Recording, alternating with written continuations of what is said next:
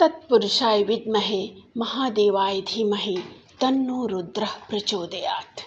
भगवान शिव का प्रिय महीना है सावन का महीना। इस महीने में भगवान शिव धरती पर निवास करते हैं, इसीलिए इस महीने को बहुत ही पवित्र माना जाता है। इस पवित्र महीने में अगर आप शिव के 12 ज्योतिर्लिंगों की कथा सुनते हैं तो सभी भक्तों का कल्याण होगा। नमस्कार, मैं प्रतिमा पांडे। हमारे व्रत और त्यौहार में आपका बहुत बहुत स्वागत है। आज हम आप सभी को मल्लिकार्जुन ज्योतिर्लिंग की कथा सुनाएंगे। मल्लिकार्जुन ज्योतिर्लिंग में भगवान शिव और माता पार्वती एक साथ निवास करते हैं। यहाँ पर दर्शन करने से भक्तों की सभी मनोकामनाएं पूर्ण होती हैं। तो कथा इस प्रकार है। कथा सुनने से पहले अगर आपने हमारे व्रत और त्यौहार को सब्सक्राइब नहीं किया है तो उसे सब्सक्राइब करें, लाइक करें, फैमिली फ्रेंड को शेयर करें। और अगर आप हमें इंस्टाग्राम या फेसबुक पर देख रहे हैं तो हमारे व्रत और त्यौहार को फॉलो करें ताकि सभी त्योहारों की सटीक जानकारी आपको प्राप्त हो और हमें भी प्रोत्साहन मिले। शिव पुराण के अनुसार एक बार शिव जी के दोनों पुत्र गणेश जी और कार्तिकेय जी में आपस में कहा सुनी हो गई कि कौन सबसे पहले विवाह करेगा। ये कहा सुनी लड़ाई तक पहुंच गई। तब शिव जी ने यह निष्कर्ष निकाला कि दोनों पुत्रों में से जो सबसे पहले पृथ्वी के चक्कर लगाकर आएगा उसका विवाह सबसे पहले किया जाएगा।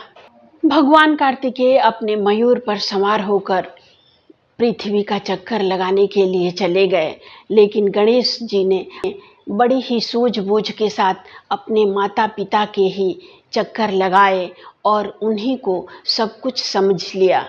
जब कार्तिकेय जी पृथ्वी के चक्कर लगाकर आए तो देखा कि गणेश जी का विवाह संपन्न हो गया था, तो वो अपने माता पिता से अत्यंत रुष्ट हो गए।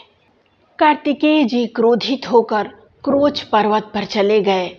उनके क्रोच पर्वत पर जाने पर सभी देवताओं ने मिलकर उन्हें मनाने की बहुत कोशिश की, किंतु कार्तिकेय जी नहीं माने और लौटकर कैलाश नहीं आए। पुत्र के वियोग में माता पार्वती और शिव जी बड़े दुखी हुए। उन्होंने सोचा कि हम क्रोच पर्वत पर जाकर कार्तिकेय को देखें। जब माता पार्वती जी और शिव जी क्रोच पर्वत पर पहुँचे तो और क्रोधित होकर कार्तिकेय जी माता पार्वती और शिव जी से और दूर चले गए। अंत में पुत्र के दर्शन के लिए माता पार्वती और शिव जी ने ज्योतिर्लिंग का रूप धारण किया। उसी दिन से इस ज्योतिर्लिंग को मल्लिकार्जुन ज्योतिर्लिंग के रूप में जाना जाने लगा। उसी समय से यह मान्यता है कि प्रत्येक अमावस्या तिथि पर भगवान शिव और पार्वती जी यहाँ पर आते हैं और पूर्णिमा तक यहाँ पर विराजमान रहते हैं। मल्लिकार्जुन ज्योतिर्लिंग के दर्शन करने से भक्तों की सभी मनोकामनाएं पूर्ण होती हैं। सावन के महीने में या शिवरात्रि की शुभ अवसर पर इस ज्योतिर्लिंग का दर्शन करने से भक्तों को सभी कष्टों से मुक्ति मिलती है। इस ज्योतिर्लिंग की विधि विधान से पूजा करने से भक्तों को सुख शांति और समृद्धि की प्राप्ति होती है। यह ज्योतिर्लिंग आंध्र प्रदेश के कृष्णा जिले में श्रीशैलम पवित्र श्रीशैलम पर्वत पर स्थित है। इस पर्वत को दक्षिण का कैलाश भी कहा जाता है। इस ज्योतिर्लिंग में माता पार्वती और शिव जी के साथ में दर्शन होते हैं और उनके दर्शन मात्र से ही भक्तों के सभी प्रकार के कष्टों का निवारण होता है और उनकी सभी मनोकामनाएं पूर्ण होती हैं। जीवन में आ रही सभी प्रकार की परेशानियों का नाश होता है और मोक्ष की भी प्राप्ति होती है। किसी की अगर संतान प्राप्ति की इच्छा है तो मल्लिकार्जुन ज्योतिर्लिंग का दर्शन करने से यह इच्छा पूर्ण होती है।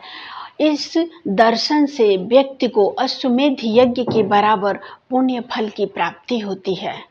ऐसा माना जाता है कि श्रीशैलम पर्वत के दर्शन मात्र से ही व्यक्ति का पुनर्जन्म नहीं होता है।